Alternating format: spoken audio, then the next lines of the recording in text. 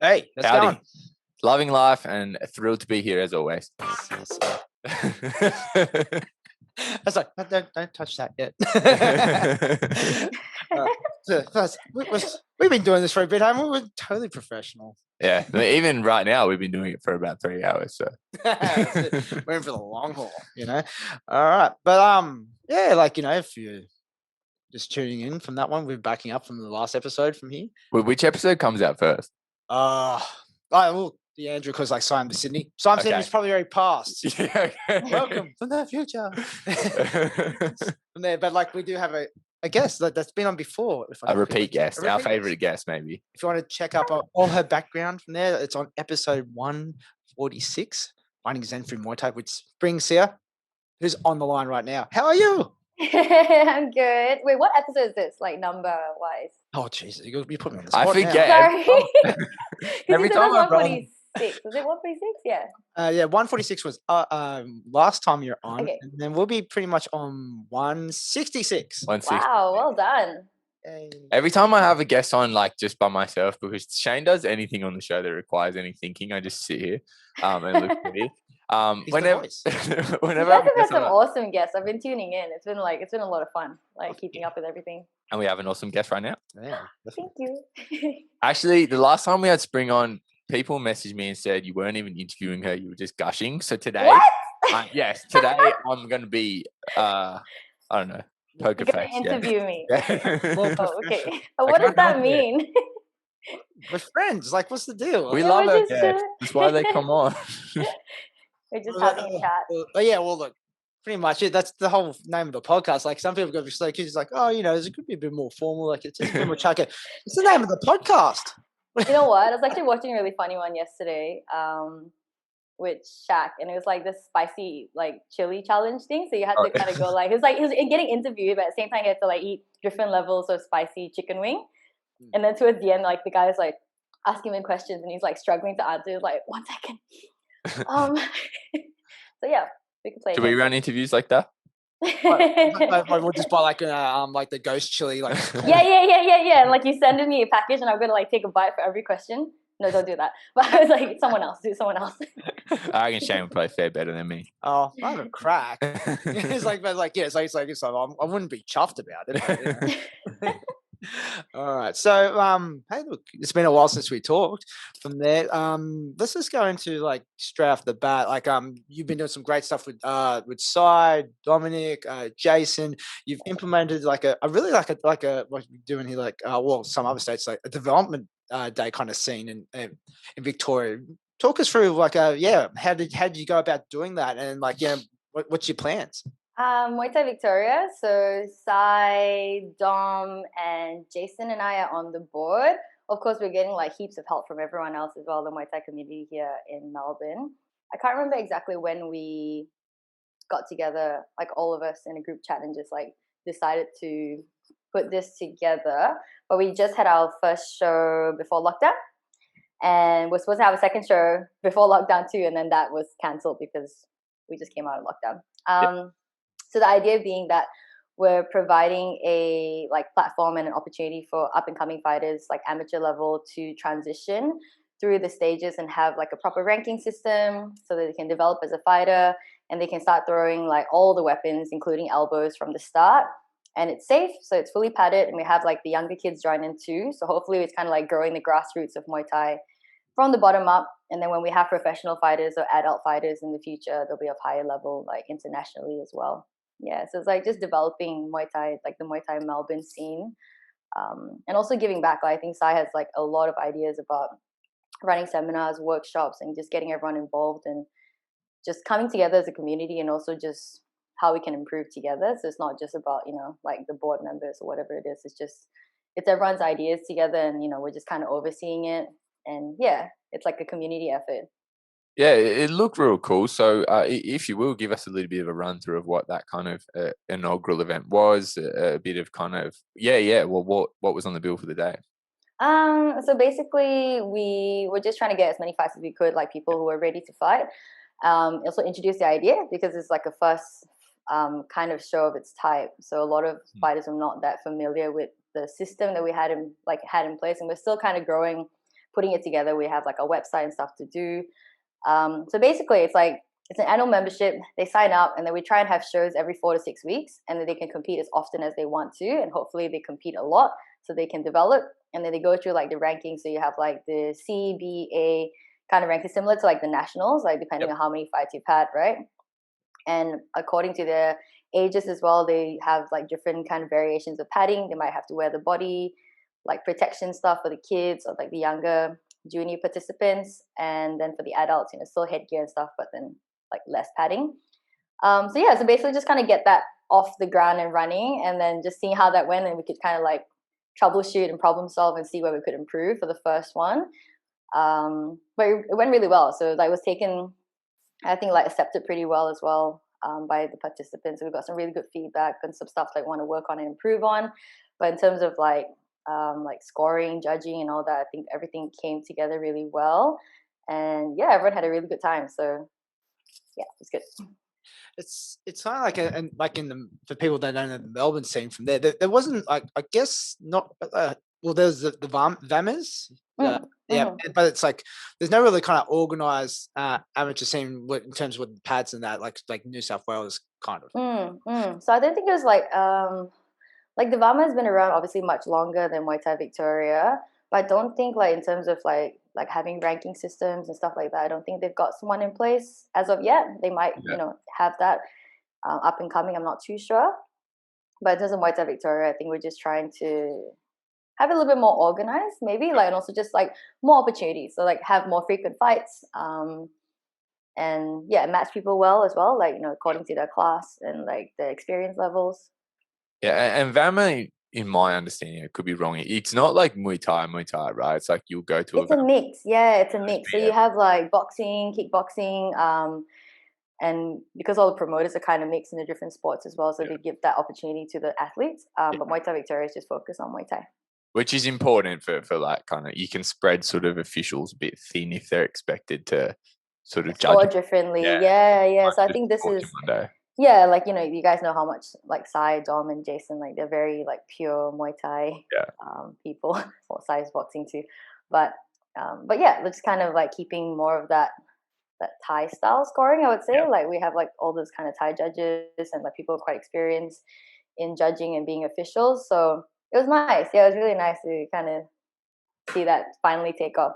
Yeah, awesome. And a couple of questions off of that. I'm interested because I'm interested. I'm always very interested in how these kind of grassroots sort of systems come together in the various states. Is the idea that this will be kind of a training ground for? Because when we have like our sort of equivalent event here in New South Wales, it's now become a place where they sort of allow new officials to kind of get their hours up and get their learning done as well. Is the idea that will serve as a definitely. So that's the idea, kind of like to develop not just athletes but people learning how to judge, learning how to be referees, like officials, just being a part of like organizing an event. Like we had lots of gyms and volunteers and stuff come and just help us with equipment, that kind of stuff. And like even myself personally, I was telling, like we're talking about it with Sai, like we need kind of more female officials getting involved just with the younger junior girl fights and all that stuff. So I was like, okay, like I'm like I volunteered to kind of learn, and I'm like, surely there's many other girls or fighters currently that want to transition to also add that to their kind of skill set, just learning how to official properly and all that stuff. So I was like, it's pretty exciting because there's a lot of fighters who want to do both, want to give back and help out in that sense, and also still be active competitors too. Yep. So have you been doing some officiating yourself, or just I was supposed to do this one. Yeah, I was like, okay, I'll jump in for this one. I was like, I don't know how to just, excuse me, stop. Stop fighting. Oh God, don't kick me. Maybe I should wear a mouth guard and head guard too. So yeah, you got some juniors involved in Victoria itself. Is there an age, because you have a CSA down there as well? Is there an age where they're allowed to compete, or there's like I think in amateurs, as long as it's padded and stuff, like there's nothing like too official. But then in terms of pro, like they have to be 18. Yeah. Okay. So this will serve as quite a good outlet for teenage fighters in general, because I would imagine if you're quite a promising 16-year-old, you're a bit stuck in Victoria. Yeah. So a lot of the gyms that I am aware of, they try and send their fighters to Queensland. But I guess it's hard, you know. It's not like get away from it's not like you can go like all the time. It costs money, it takes time, and it's like and they're not training with other teenagers much too, because it's not like we're growing a stable of teenage fighters. Yeah. Like it's like what's the where's Machi? Say hi. I was wondering when we get He's a bit tired because we're playing with puppies all day. Hi. Okay, you can say hi for a bit. And not watching the YouTube, Machi has made an appearance. Machi. I always have it when I'm filming because I just feel more comfortable when he's around. I don't know why. Like, you know, it just makes you feel at home and like you're just more relaxed. Yeah. So just try and have me. It doesn't feel like I'm so alone as well if I'm filming by myself. So what I was going to ask, like you've done nationals before for MTA and that, and what do you reckon, like doing what you guys are doing, they will like promote like more talent from Victoria to go up to things like nationals? Yeah, I think so. Like even just introducing the idea of like, you know, these kind of padded fights or how you can progress and how high level it can be. Like, I think a lot of people have the idea that, this is kind of just talk between like fighters I've heard, kind of saying, I don't want to go to nationals because it's padded. Like I just want to fight pro without pads and stuff. Yeah, but I'm like, it's a lot as well. Yeah, but it's like, well, you know, there's like a lot of benefit going to nationals. Yeah. And then competing at the Worlds. Like that was an amazing experience. And I think just taking that like bad rep away and just kind of demonstrating the benefits of it more to fighters and just kind of becoming like just more like a normality between the community. Like that's just how we transition and that's how we, you know, like slowly go up the ranks and then we can go and compete over here, represent Australia. Like the more the better, right? Competing at nationals, so we have a better team. What's it? And like if like, you know, it's getting serious now that Muay Thai is going to get to Olympics. Yeah, I know. How exciting. Getting good steps. Like, you know, people got to start jumping on board and like, you know, just getting used to it. If you want to represent your country, which some people, you won't have the opportunity to do Olympics like in anything else. But Muay Thai, hey, it's like you're the first lot from there. You got to be doing these tournaments. Yeah, it's like a lot of people didn't know that was actually the gateway of getting to be even selected for the national, like to be even, you know, like selected to be like part of the Olympic team. They didn't know that you had to go through this. So I think just like having that as more like a norm. So instead of just going, okay, like do interclubs, and then a lot of people just transition. They completely miss amateurs and just go to pro. Yeah. So just make sure you know have a lot of experience, and also just the speed and just the scoring is a little bit different too.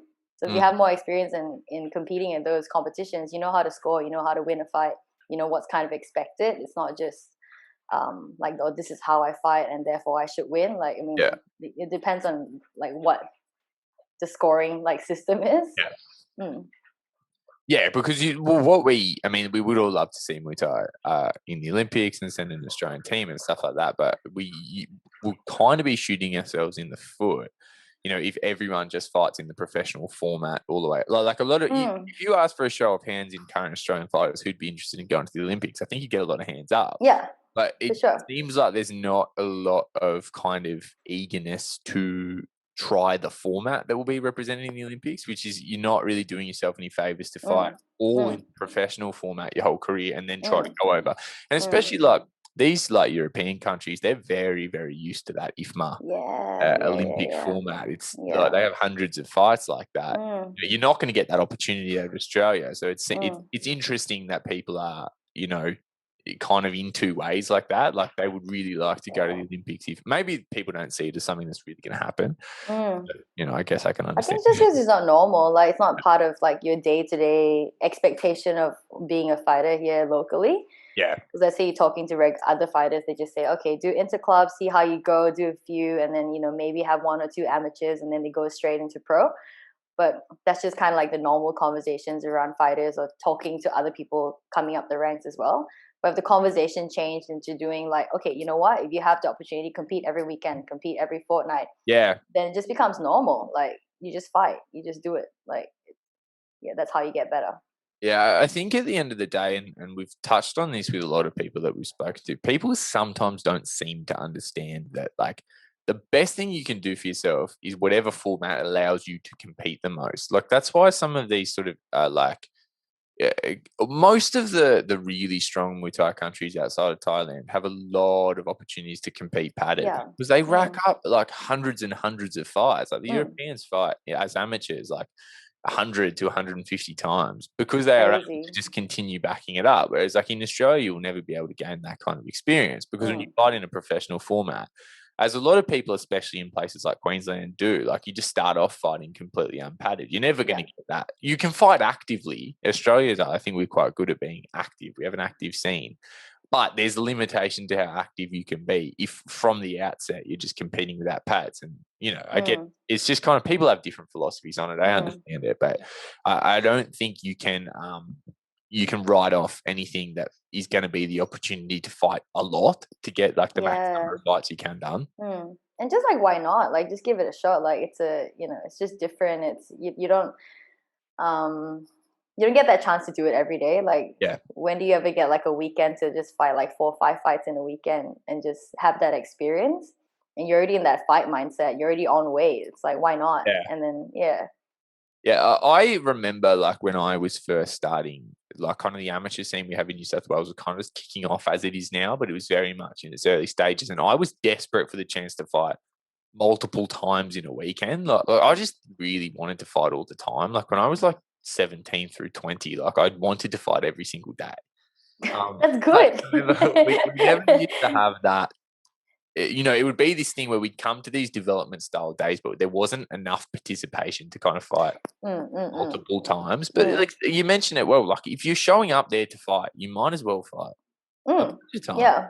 Like, why not? It's fun. And you have to wear pads so that you don't like, break or like get cut in the first one and then you can't fight for the next one. Like, I think a lot of people have that, or like I've been asked a lot of times, like, oh, why can't we just fight without pads? And it's like, because your recovery time after one fight, it's not, you're not like you're doing a 4 or 8 man. You're not at that like level. And like, you're still kicking, you're still doing stuff. Like, you can still do a lot of damage with pads. So it's not like you're not getting that. You have that violent, like you want to have that tendency of like, I want to see that other person, get hurt from my kick. Like, it's still going to happen. Yeah. It's an opportunity to level up your skills and protect your body. So as you get that kind of experience, when you do, there's kind of you want to get as much experience as possible in general. That's how we get better at fighting. But I think people kind of discount the value of getting that experience level up without kind of pulling away from your body, like because your body gives up on you eventually. That's when your career is. It's like, oh, I'm done. I'm almost there.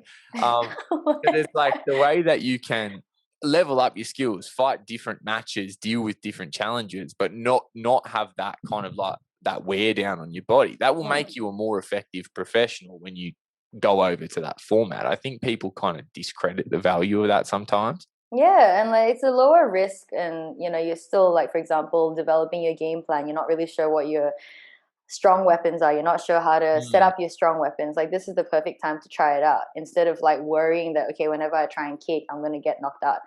Or, you could still get knocked out, but the risk of it's a little bit lower. And like, yeah, why not? Like, you can go in there and play different games. Maybe you want to try clinch this fight. You want to try, boxing the next fight. But I don't think when you transition straight into something that's so high risk, like just no pads at all and without much experience, it becomes like a brawl, and it just kind of becomes like, I'm just fighting for my life because I'm scared. And it's like, yeah, it's normal to be nervous. But when you've done it like 150 times with the amateurs and you go to pro, it's like, it's not a big deal. Like, I've done this before. I know what to do.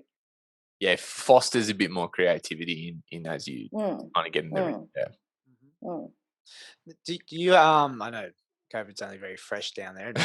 Have you guys thinking about selecting a new date for your second show? Hopefully, well, I think because Roots and Rebellion's in August, so I think we're probably pushing it back to maybe August as well. Yeah, most likely. Yeah. And what's kind of been like, that's my other question is, like you mentioned, it's a bit of a cultural shift in Victoria because most guys do kind of do a little bit into club just to get warm and they go straight to pro. It's not considered like an actual kind of phase of their career, that whole amateur thing. What's been the adoption like as far as, are people keen on it? Has it taken a little bit of convincing? Sort of what's that been? it's actually like they've taken it really well. I think a lot of feedback after the first one was just that they were happy about how professionally it was run and how the athletes are being taken care of. And obviously, because Sai has like so much experience running shows, this is just something like he's like quite accustomed to knowing what to do. So I mean, like for me, I'm just like I'll just help where I can and like just tell me what to do. But yeah, so I think a lot of people were really open to it and really happy and excited, and they kind of signed up almost like immediately for the next one. They're kind of saying, "Oh, like I'll put my name down for the next one, or I'll have more fighters for the next one." Even gyms that didn't have that many fighters or didn't have many like participants for this one, they're like, "Okay, I'll prepare my fighters for the next one. Give me like an approximate date of when the next one will be." So yeah, like, I think it's good for the other gyms to kind of know that we're gonna have consistent fights available for your fighters. So keep them ready and keep them like close to their weight categories, instead of letting them just be like, okay, prepare for 3 months for one fight and then just have another break for the rest of the year. So you kind of know in your head, okay, these are the dates I want to stay active and keep competing. So it gives a bit more focus too. It's like when we have like a promotion in like all the dates for the whole year, it's like, okay, Rebellion, like whatever it is. You kind of have a goal in mind, but I guess it's the same for these guys. Instead of just being like, oh, 2 weeks gonna have interclub, like not many people will be ready for it. And just have a bit more structure, just so that they have like a focus in their training too. Yeah, it's like, oh, hopefully, like you get to that point where like before COVID for us, we're like almost like going like almost every month. Yeah, we had pretty much every 4 weeks. It'd be like that's really good. Like it's exciting. It's like, okay, every 4 weeks, on that Sunday, we'll see you guys here. Put your names down. Like if you want to change weight categories because the teenagers are growing too quickly, like that's fine. But then usually adults just want to compete and stay in that category, and then when you're ready, transition to pro. Yeah, it's like, especially like you look at Victoria itself, it has heaps of like good Muay Thai gyms. Tons. It's like I can't see why not, like there'll be like the the pool just be pretty huge to pick from, and like you have cards every time you do it. Yeah, like there's a lot of fighters, like when you go sparring and stuff. Tayo's here to say hi. When you go sparring, there's another one. There's so many good there's so many good practitioners, but I think just because they're not too sure of the date of when they're going to compete, they don't necessarily make it a focus. Yeah. You might hear them asking the trainers like, "Oh, when's the next one? Is it in 2 months? Is it in 3 months? Do we know dates?" But I think when you have more structure, like it'll probably just kind of align everyone's training as well. Yeah, and it's so helpful for gyms cultures as well when there's routine competition. Like it can be quite difficult to keep, especially young new fighters. Like keep them interested when there's nothing going on, or when they're uncertain. And and they can be like, okay, like we're gonna work on the game plan between the fights. So like, okay, do this one. Let's see what your weaknesses are. Let's build on that for the next one. And it just kind of like has this like ladder of growth, I think. Like, well, in my head, that's how I feel. Like if I know that, okay, these are the fights lined up, I'll be like, all right, do this, improve on that one, get stronger, do this, and it's helpful. Yeah. Oh, definitely. Yeah, it's a great initiative that you guys are doing. I'm really excited to see you develop it. Kasai's doing a great job. All the guys are. Yeah, I guess as well, like you touched on it, but like as someone who's brand new to this whole thing, what's it like kind of operating things? I was like, when I first joined in, I'm like, what am I doing here? Like, I don't know what they're saying. I think I remember like one of the first meetings I was taking notes, and then Sai was like, okay, like make sure you guys write this down. You got to ask Simone this and ask someone this, and I was like, okay. I didn't want to ask in the middle of the meeting because I didn't know who these people were, but everyone seemed to know who these people were. Like they're part of the board, or they're like, they're just part of the fight scene behind the scenes. I was just like taking notes, and after like I'll just message them like, who's Simone? Like I don't know who that is, and he's like, oh my god, that's pretty. You've got some work to do. Yeah, and he's like, okay. So yeah, but like I'm really lucky that everyone's been super patient with me. I feel like I'm learning a lot, like just being around them, because they're so experienced. They're experienced not just in terms of being around promotions or promoting, but managing gyms, managing fighters. They have so many lessons along the way as well. So I'm just kind of like picking it up, and like of course like mistakes that they've made throughout their careers. So I'm just kind of listening and like picking up where I can. Yeah. So what, like 2022 spring promotions making debut? Oh god. Probably not. I'll just be behind the scenes. Like, I'm just transitioning now to helping Sai behind the scenes. I'm like, what do I need to do? Contact fighters. Oh yeah, actually, the first time he was like, okay, all I need you to do for Muaythai Victoria is just confirm the fighters and their weights. I'm like, easy. I'm like, I'll get that done in an hour. I started typing in. I'm like, okay, guys, like this, and I was like, I think I only got through like 4 names, and then there was like 10 questions for each person. I'm like, oh. And I messaged Sai. I was like, okay, it's not as easy as I thought. He's like, yep. Yep. He's like, welcome. I'm like, okay, I need to put more time aside for this. And it was like so much back and forth stuff. I mean, obviously for trainers, you know, they have a lot of questions for their fighters, and I was like, okay, I see. Like, this is a lot of work. Like for Sai, normally just running Rebel is not that straightforward, you know. It's brutal, big promoting. But it's like I guess you think as well, like being around someone like Sai who's like, you know, really at that top end of promoting a show and watching how it all goes down. It's going to go one or two ways. It's either going to be like, wow, I'm inspired, I would like to do that. Or it's going to be like, gee, I will never do that in my entire life. Yeah, like especially with the last one, it's so much work that he put in to put Roots together, and he was so excited. You know, he had all these ideas, like the merch and like just amazing stuff, and then just for it to be pulled, like he took it really well. I think like the fighters took it worse than him. I'm representing Sai. Hey, like he took it really well. Like he was just like, you know what, it's just life, it's fine. But yeah, it's disappointing because there's so much time and effort and like put into making it happen. Yeah, there's like nothing you can do though for him. It's like, yeah, exactly. And I was like, okay? Be pulling what little hair out he has. I was like, that's what I mean. Like everyone's kind of like messaging me, and then kind of like they're a little bit like nervous that Sai is really upset. Then like, is he okay? And I'm like, I don't know. I haven't asked directly whether he's okay, because I was like, is it too sensitive? Is it too soon? You know. So I was just like, just let me know if you need anything. Like, are you okay? It's like, no, I'm totally fine. Actually, I was like, okay, cool. So everyone else is more nervous about it and like more down, and he's just like, it's life. I'm like, okay. Yeah. It's good attitude to have. Yeah. Really.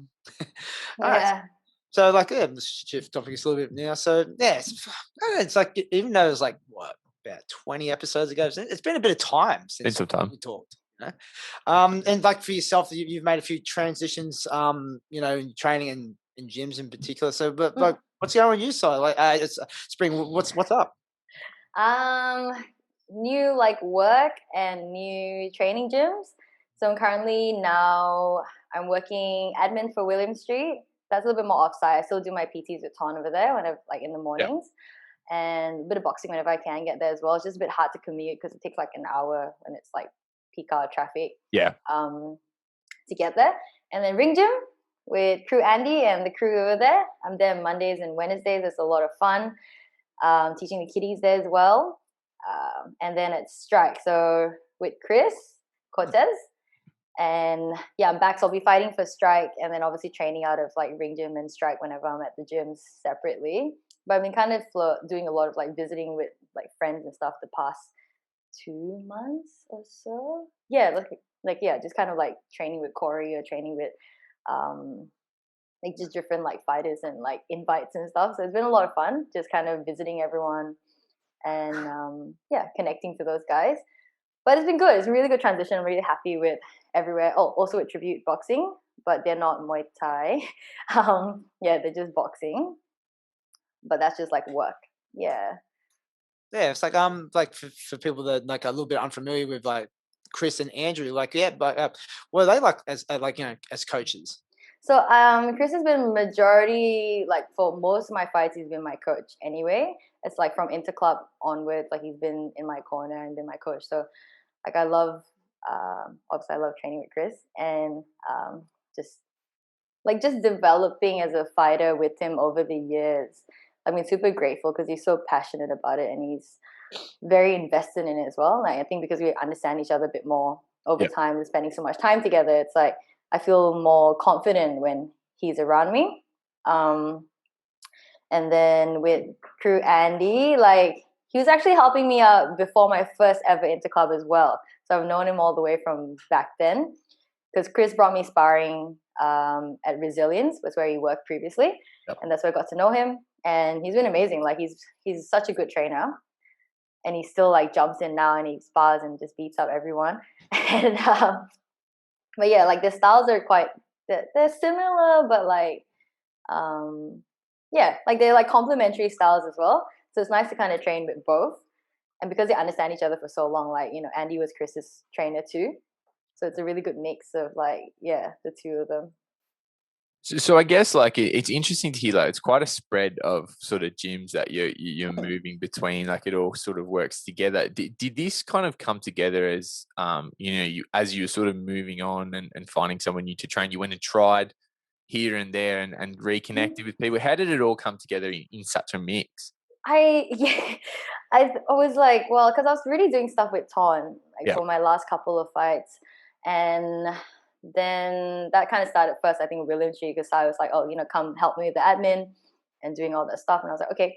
And then reconnected with Chris at an interclub one day. We just started like talking, and then, you know, got back to training there. And then same with like crew Andy. I think he just called me one day. He's like, oh, what are you doing? Like I heard like this and this is going on. Just come over. So I guess it's like they're all kind of been like friends, but we're just, you know, not connected in that sense, or that involved. But like I kind of already knew these guys way before, except like Tribute, because that's a new place. But yeah, and then the other places are just kind of just again like friends. Like when you go immersion, just seeing Kahal, Jenny, Adim, same with Corey. Like we go like way back. Yeah. Kiara, like the girls that I fought as well. Like, you know, just kind of visiting wherever they're training as well. And yeah, I don't really know what happened actually. I don't know why I got so many invites, but it was fun. Just visiting everyone. Yeah. And just like seeing the mix of like how different gyms train as well. Yeah, it's been really insightful. Yeah, it feels like we do like a local tour of everything. It's been great. But have you thought about booking yourself in for any fights coming up soon? I was hoping Rebellion. That was the goal. In August, Roots of Rebellion. Yeah. Couple of like personal things around that month as well that I'm just trying to juggle, but at the same time I'm like, you know, I still want to fight. So yeah. And are you kind of now, I suppose, I would imagine, like if it was myself making such a major move and also now being spread across a couple of gyms, it would be a process, I suppose, of kind of finding your feet, getting comfortable with training in a new environment. Are you currently just looking at how you train and being like, okay, this is how it's going to work when I have a fight coming up, or what's that process like? Do you kind of have that picture of how it's all going to be designed? Yeah, I kind of like do think about it. Like I'm just kind of talking to the trainers as well. Be like, okay, you know, what's the fight training like? Like what can I expect? Or like what do you expect of me as well? So we're just having those discussions, and then also their opinion about, let's say, me as a fighter, where I am now and what they think I need to develop to the next level. So we've had those talks already, and that's just like a work in progress of kind of like just seeing in terms of scheduling, like how many days I'm here. Like for example, I'm 2 days at Ring Gym. Okay, if I'm there for 2 days and I can't get to Strike, which is Chris's place, at least I'll try and organize pads or something there. Yep. And then the other days, you know, working around Chris's schedule as well. But just kind of getting like a general idea of what is expected for their fighters and at the gyms, just so that I'm still, you know, involved and I'm still training well enough.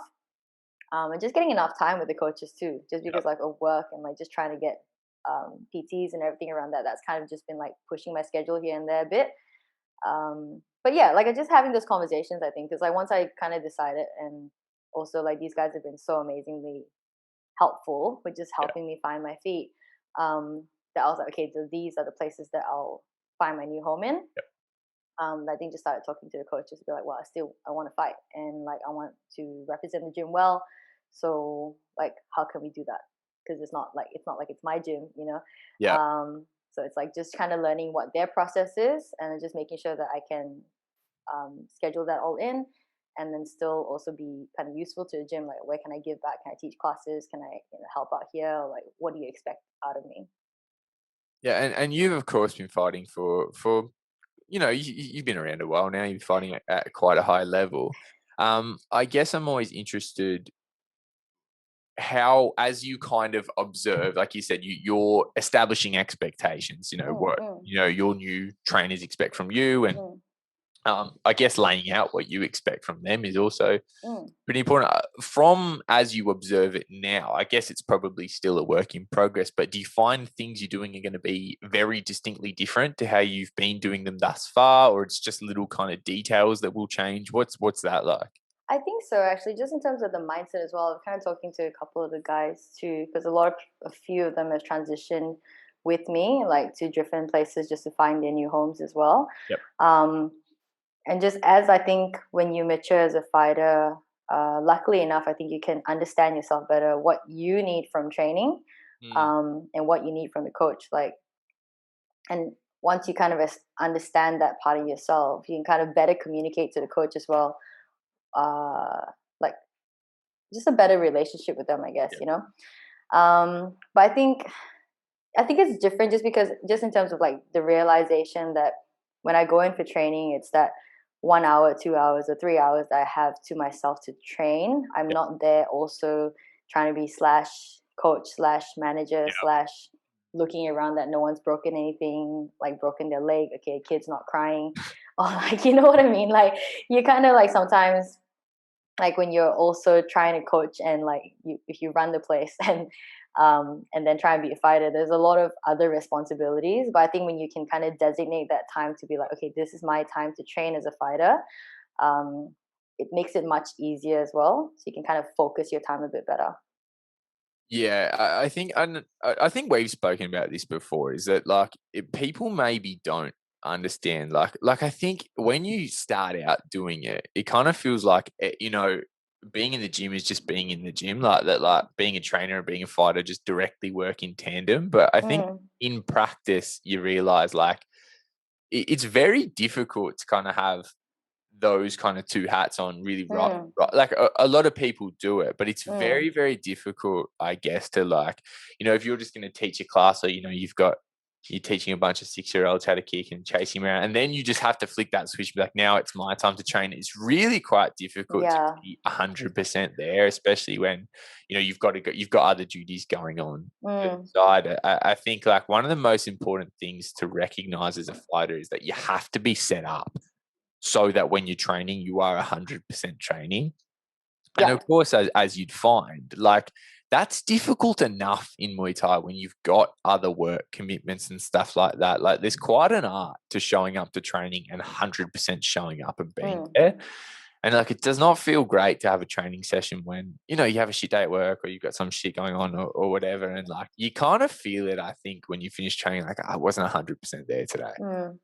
Yeah, and you kind of get frustrated too. I think when that happens often enough, I think you get frustrated at yourself, because you're like, well, I'm kind of just wasting time. If I had that 2 hours to train and to get better, why am I wasting it thinking about something that happened earlier in the day, or thinking about something that's irrelevant to me right now? But I think one thing, actually, going back to that first question, in terms of mindset as well, just because my schedule's been all over the place, and just the instability of my life has made me like also really grateful for when there is an opportunity to train, that I think I have an even better mindset to it, where I kind of like I'm more open to it, and I don't feel kind of any resistance to it as well. Like, I'm not complaining. I don't feel like, kind of like those internal complaints that you have.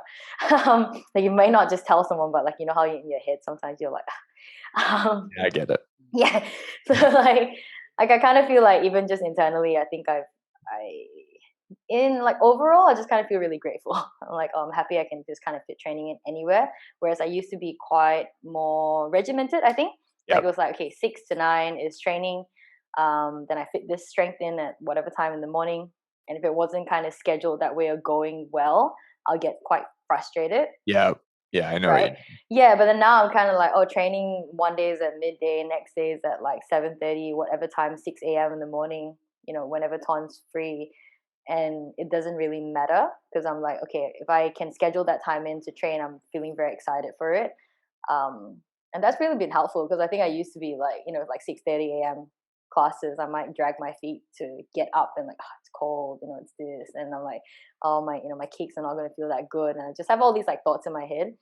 But they've kind of just disappeared now. I'm like, you have a class to go to, go. That's right.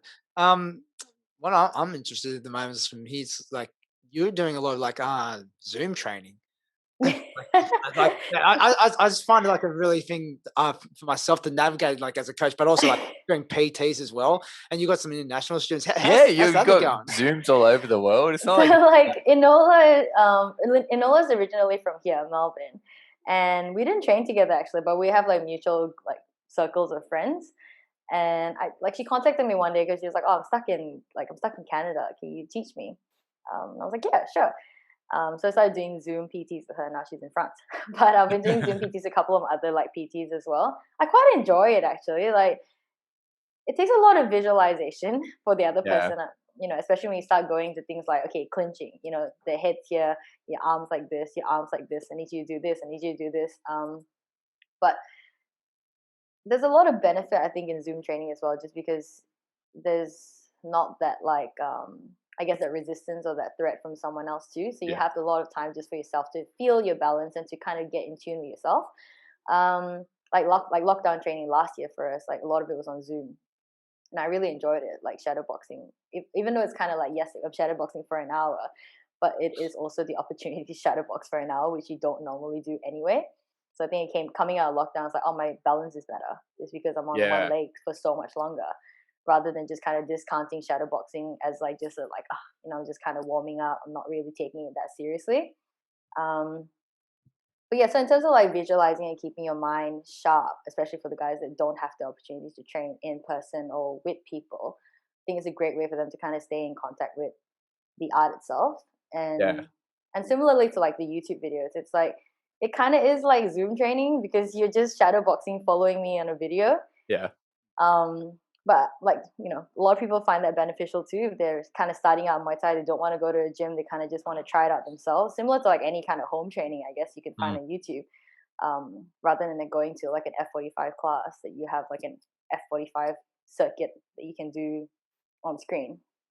It's like similar. I think just communicating the things would be a little bit different because like same for all of us last year when we went to lockdown. It's like it's not really normal to communicate via screen Muay Thai because you think it's so hands-on. You kind of got to look at them, you got to feel how the kicks are, but just kind of taking it for what it is. Like there's benefits in teaching some things online, and there's some things you just can't. Like they need to burn themselves out on the pads. They need to feel what it's like to do like 50 kicks. But I think you just tell them that as well, so they don't have like an over exaggerated expectation of where they're like what they're lacking. From the Zoom or like online training. I ran a lot of the Zoom training when we were in lockdown, like for our members, and like I wish I could tell you I had some like I was apprehensive about how to effectively train people on Zoom, and I wish I could say that like I had some like self-discovery moment and figured out, like I just absolutely hated it. Like really? But what I did find, like there were elements of it that were rewarding, but I think it was just in tandem with like I wanted to just be back in the gym.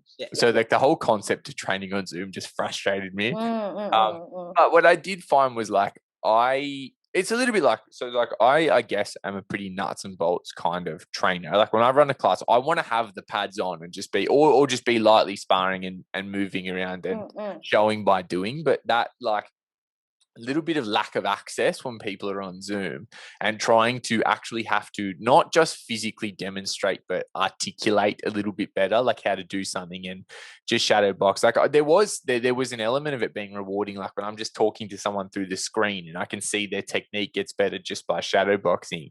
And also I liked that you had to, like you say, you had to kind of force people to understand the value of shadow boxing. It's not just like a generic sort of warm up. It can actually be the work in general. But yeah, I think that kind of training, it forces you to diversify how you can communicate something, which when you have all elements of training back, it makes you better because you've got that kind of, because it's a little bit similar to like I was talking to Shane this week. Like I was out of action, I had a bad hand, and I was running some classes and I couldn't just put the pads on and show someone that way. So I have to like use my words a little bit more and communicate like that. It does kind of, if you embrace it, sort of rounds you out a little bit. But look, I'm not choosing to go back to it, but yeah, actually, like I think that was the thing that was really helpful too. I think like, well, besides it was kind of my own personal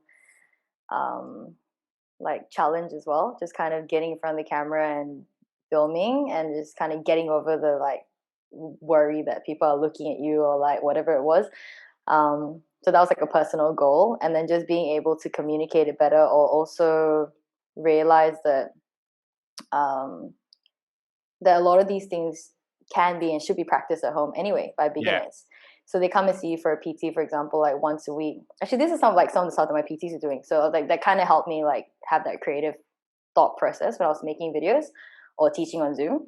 Because they'll kind of train with me once a week, and then during the week they'll train off my videos on YouTube.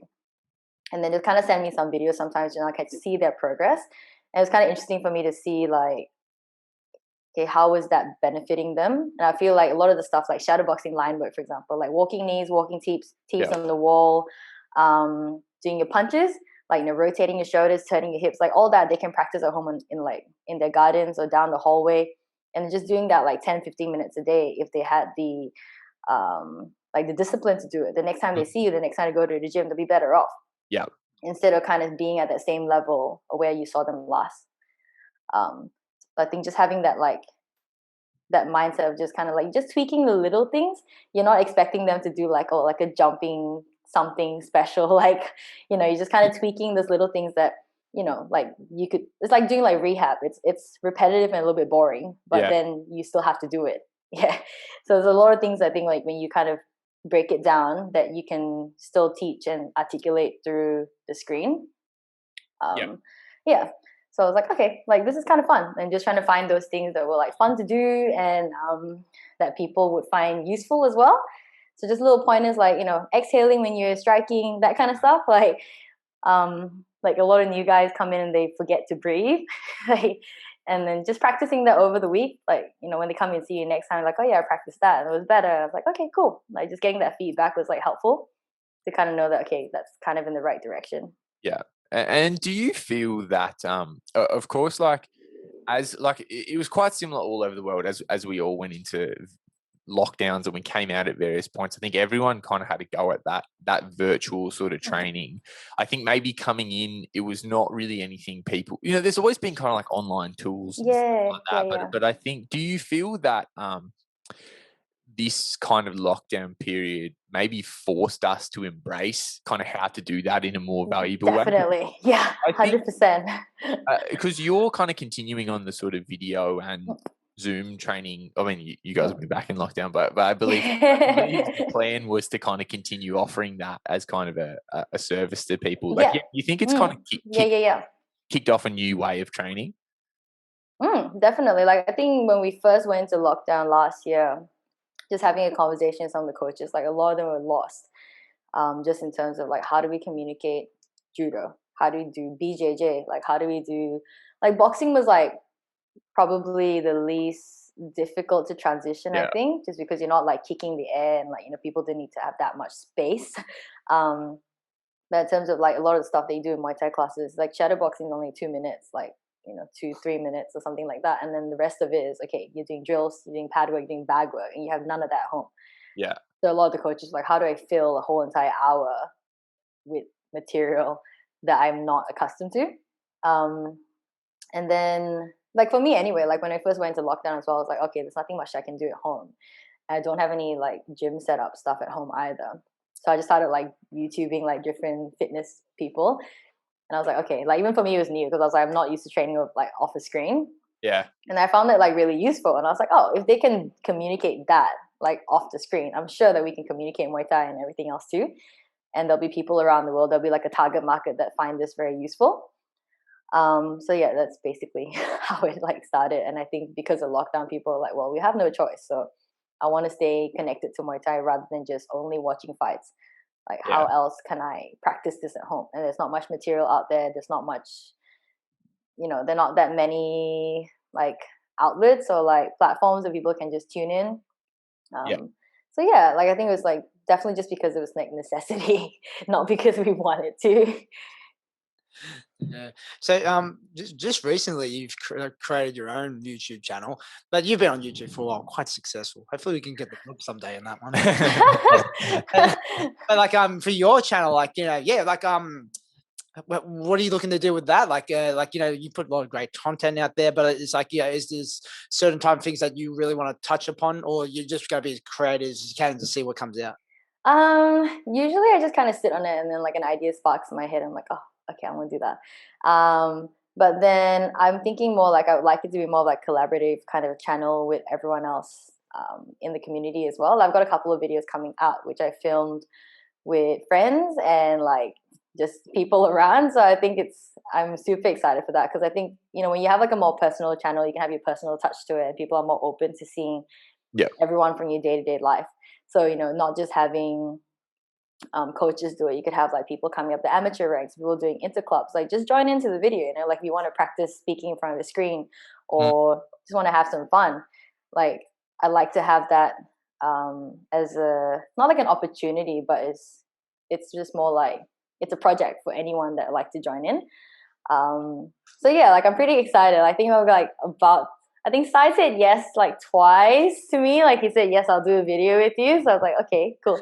And it could be like lots of fun stuff too, like me trying to learn how to box from Sai and stuff like that. So it's not just specific to workout videos. So hopefully when I get more comfortable speaking in front of the camera, it can be more like a vlog style or, just kind of showing a little bit more, like showcasing a bit more of like what Melbourne Muay Thai has to offer. Yeah, so that should be fun. Like I think it's just like a fun channel for like people to like see what we have to offer here in Melbourne and just meet some of the fighters and meet some of the people involved in the community that might not get the chance to like be so public with what they do, you know? Yeah, it's nice to see people in different light too. Like they're not just always like, oh, Sai's just a promoter. Like, he's a really nice, fun guy to be around too. Yeah. I'm sure Andrew Parnham disagrees, but well, that's what I said. I was thinking, it's like, yeah, just put them in the debate. Or like, when they actually meet in Melbourne, what do they actually do when they meet each other? Well, like, I was thinking like a lot of people were like, oh, let's just like do food challenges because a lot of the people that I hang out with love to eat food. I was like, maybe we should develop it more as like a fitness channel first and then we'll slowly incorporate food. Before we start to go way in the before we start going into, like, post weigh-in, we'll do like a vlog. But yeah, that sounds good. I like in the direction that you are taking with this so far. It's great stuff. Thank you. It's been a lot of fun. I was just like, oh, tell you want to hug. It's been a lot of fun. I think like I roped Quang into say hi. Quang into like filming a video. It was just yesterday. I was like, he's like, what are you doing? Like after we had PTs, and I was like, I'm just gonna film. I just started setting up like the bench and everything, and he was just like hanging around. I'm like, do you want to be in the video? And he's like, yeah, okay. I'm like, okay, cool. Yeah. Well, what's it been like as far as, on the technical side, getting things filmed, uploaded, edited and things like that? It's been sort of a bit of a learning curve there. Have you kind of been putting together that part of it? I've learned everything off YouTube. Yeah. So I learned how to edit and everything last year during lockdown, like the first lockdown. So it was all just you set out, did it yourself, taught yourself? Yeah. Just filmed it off my phone and then slowly built up to it because I had like an opportunity come up that's fallen through with Samsung. So they had they wanted to launch their own app, like a fitness app, and then I was one of the creators that they wanted to have on the app for like the martial arts combat section. Oh yeah. So that was like I was learning a lot from those guys too because they were kind of teaching the creators like how to frame, how to edit, like just suggestions. And then they were helping me out a little bit with like just lighting and like microphones and stuff like that. So they taught me that part of it. So now like I've got a mic.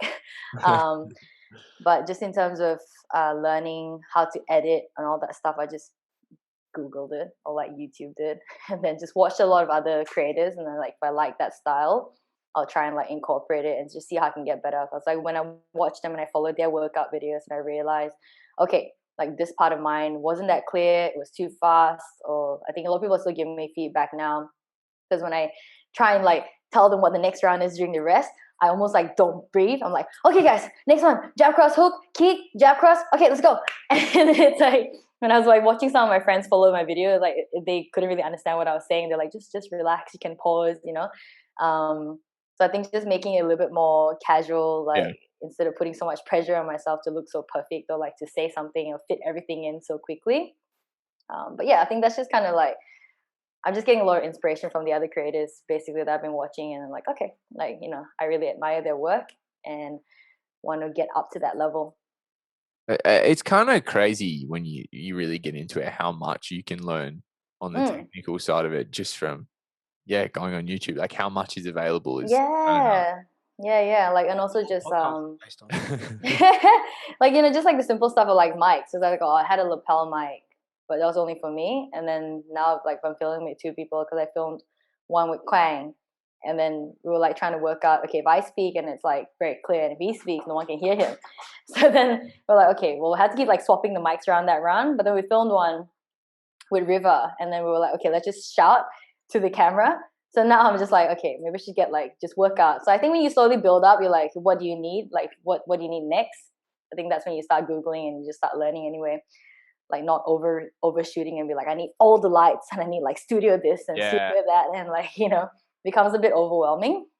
Do you think when you get like, one of the important things about making a start in what you're doing is that like if you come up with I need this and this, you can come up with so many ideas that it makes it impossible to start. Like do you find that kind of place where you get to a point where you're like, you know, the most important thing is that you just put yourself in a position you just do it, get moving? Yeah, because I think that's what happened the first time. Like no lie, when I first started videoing myself do workout stuff last year, when I was editing, I just hated it so much. I like literally cry sometimes because I'm like, I just hate this. Like this is not good enough. And I compare it to, again, all the creators I was watching. I'm like, look at how good they are. Like they've got like the video crew, they've got lighting, they've got mics, and I'm like, where's the mic? I don't even know where the mic is. It's overhead. Like I don't know why it's so clear. And I'm trying to time like the videos and just like where the sun is coming out through the window and stuff. We're getting very artsy. Yeah, and I was just like, hey, like, you know, it's like getting a little bit too stressful for something that was like supposed to be fun. Yeah. And then after that, I was just like, okay, just kind of like, no one cares, no one knows who you are, it's fine. Like no one's gonna watch and be like, why is it not like Hollywood like level? So that's when I was just like, okay, just chill. As long as you're having fun and you're learning something, and like you're still being able to use it as a creative outlet, and it's still valuable for people, it's fine. And then just slowly like troubleshoot the problems in front of you. Like, okay, audio, you need a mic. Okay, then start looking at like which mic works and try different things, you know. But I think it's just a process of like not being too hard on yourself and just baby steps. Like, you know, you can first start an iMovie, it's fine, and then you have like you practice like using transitions and you think it's like so cool, and then you know what I mean, and you're like, okay, maybe it's not the coolest thing ever. Yeah. And then you're like, oh, how do I download, like how do you add a timer into a video, you know, because I want to look like that creator, I want to have that timer. And then just slowly start building up, and then it kind of becomes more complex and looks more professional anyway as time goes on. But it just started off iMovie. But I guess, like, do you feel it is kind of like a similar, like what you mentioned is a very similar mentality that I had to take to my fight training, is that like, if you get so fixated on where you're lacking that it's not fun, or that it's not look, I guess training's not always fun, but that it's like, you can get so fixated on what's wrong that there's no kind of like productive sort of growth sort of thing. If you don't let yourself have any fun with it, you really kind of don't get anywhere. Like you have to be hard on yourself to a degree, but if you don't enjoy that, create like an enjoyable process, you really don't grow at all. And it's just being patient with yourself as well, because you know no one, like you have the expectation of yourself more than anyone else that you expect yourself to be at that level. Like I should always land my kick, or like my videos need to be perfect. I need to be like fighting fit to film a video. I need to have 6-pack, like you know all that kind of like stuff that you make up in your head. But it's not necessarily true. It's just like, well, actually, what value am I bringing? Like, what's the intention behind my video? Like, what's the intention behind my training? And I think just because of lockdown again, because it's like just necessity. What was I listening to? Oh, actually, because I was listening to so much stuff on YouTube, and then I just heard someone say this quote, and I was reading a lot of books as well at the time, just to kind of get like my head straight, rather than being all depressed like about the whole entire pandemic. And then I was listening to this talk, and this guy was like your job is to open all the doors and then let life close it for you, rather than you just see a door, and then before you even try and open it, you're like, nah, it's closed. Like you close it already in your head. So I think that's the same thing with opportunities and making videos or like fighting. It's like just open all of it and then see what happens, because like you just don't know. Like, you know, like instead of being negative about it or like projecting so far ahead to the point of like you're stifling yourself or overwhelming yourself, just try it. Like just take the first step and then just put it out there and then see what happens. And then opportunity might come. And also you don't know what opportunity come from that too. It's like you guys are doing this podcast, but you don't know what the opportunity from this podcast would be. So it might not be like this is the end point. Like this is just the starting point of the next thing, or like the thing that you're meant to do. So yeah, so I was just kind of like, okay, like just take it as that, like a growth and like fun learning thing. So instead of being so hard on yourself, like just don't know, like, you know, maybe I have no idea. Like I'm just kind of like, oh, it's kind of exciting. You don't know. Yeah, that kind of brings me, I guess, not to put you on the spot so much. It's like since we last spoke, really, it's like lots and lots of change for you, like change your environment, really kind of like, I guess, have kind of just reset a lot of things, like moving on from kind of getting out of your comfort zone, I suppose, a little bit, and pursuing the uncertain. Is there any kind of things that you point to as in all the things you're doing differently with Muaythai Victoria, with, you know, the content you're creating, with changing gyms? Has there been any kind of key learnings for you over this whole period of change? Oh my God, so much. There might be. Oh my God, like so much. I think like I end up having like self like talks to myself a lot when you kind of sit there and you're like, whoa, my whole life has changed in like the last 4 months. Yeah, like key learning points. Let me think. Good question. Like, where do you start? Yeah, it was a pretty big question. Learning. I think it's just more accepting change. That would be like one of the things, like just accepting whatever's in front of you, whatever like hardship or challenges or like opportunities as well. Like just kind of like this, like the pros and cons of everything, just kind of being more accepting of what's happening. And also it's more just like a mindset and like emotional shift, I would say. Like, you know, obviously in some days are just not great and you just can't, like you just find it really hard to function. But I think just in terms of feeling like you're not a victim of your like circumstances. And some of these things are completely out of your control. And it's your choice at that point. You know, you'd be like, you want to be a sad case, or, you know, you want to feel sorry for yourself and you want to kind of blame the circumstance, or you want to blame like things that are happening to you as to why you can't achieve something, or why you're stuck in this position, or why, you know, you're kind of like using it almost like an excuse or like a blaming mentality or like a victim mentality to what's not going right in your life. And I think one of the key things I've learned, or I'm trying to learn, or trying to like apply in my life, is kind of whenever I feel that kind of seep in and I start to think really negatively of like where I am, I just try and realize I'm like, that's not the mindset that gets you anywhere in life. It's more just, okay, this are the cards that you're dealt right now, and how you're going to make the most of it, you know, and still make it positive and still make it like it's just a chapter. Like, you know, you'll get past it. It's gonna keep, you know, it'll be fine soon. It'll get better. But just refusing to be the victim at that point. And same with fights, I guess, too. You know, when people lose and then like they're just like, oh, it's because of this, and this, and this. Like, you know, it's just like, well, you lost. That's it. That's like, it. Yeah, it is like, what it is. Move on. Next. So I think it's just like that kind of the same lessons, you know. But obviously, this is on a much larger scale, so it can feel like it's not applicable. But at the same time, it's like I just want to live my life. So at the same time, it's like if these things are trying to stop me from living my life or living to the best of my potential, I'm not going to let that happen, because that's in my control. Do you feel it's almost that like I always like the approach, like that almost like stoic approach of like assess a situation or assess hardship from a place of really unpack it to what's outside of my control completely. Then that's worth no thought. I'll not waste any energy on what's outside of my control.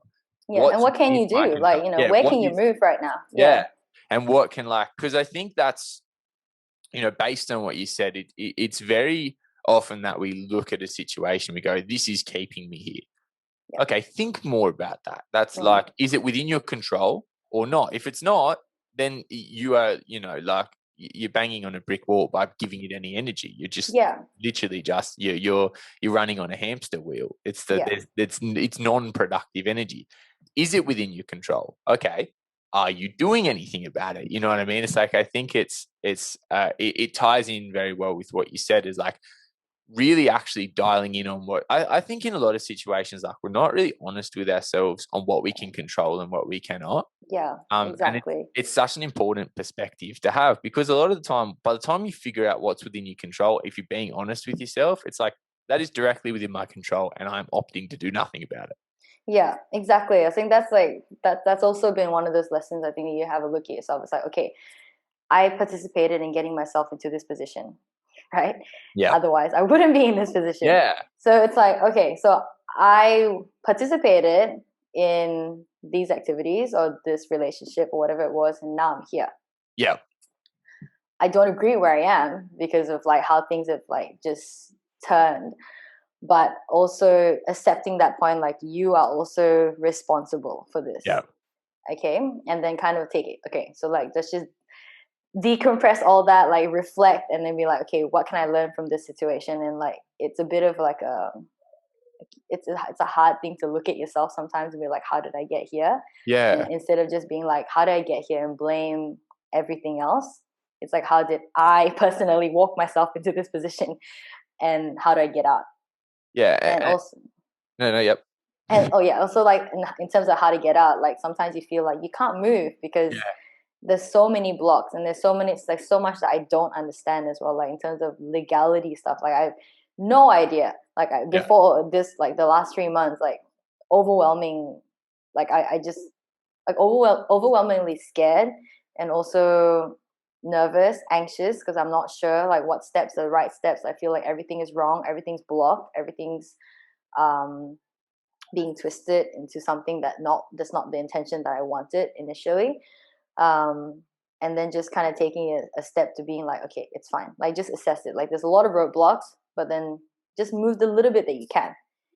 Just take little steps here, like test the waters, and then see what the opportunities are, and then just take the right ones, the right ones that fit you right now, and then stick with the good people that you trust, that people that have you back. So I think, just kind of like just slowly assessing it, being patient.